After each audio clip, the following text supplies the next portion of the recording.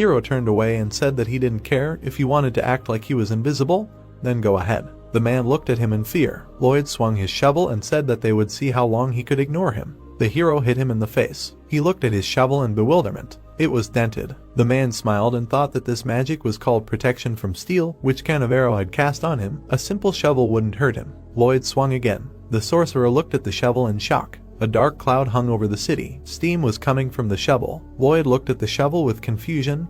The man thought how stupid it was. He smiled with all 30 of his teeth. He thought that the power of this magic's defense was absolute. He couldn't even leave a scratch. The hero said that he looked so self-confident now, but he must be in a lot of pain now. The brunette looked away and thought that the situation was quite urgent. But everything was not going according to plan. At such moments he needed to remain cool and calm. He extended his hand and thought that if he could absorb mana like last time.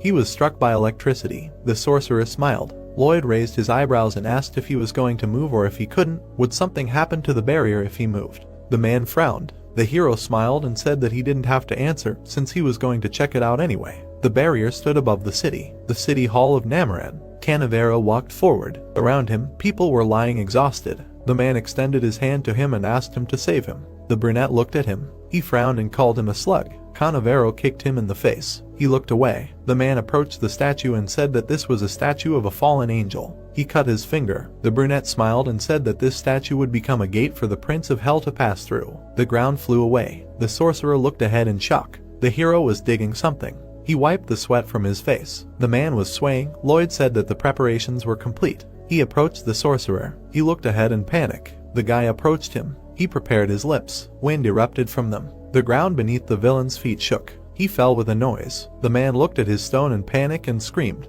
Lloyd frowned. The sorcerer was dead. The brunette picked up his stone and thought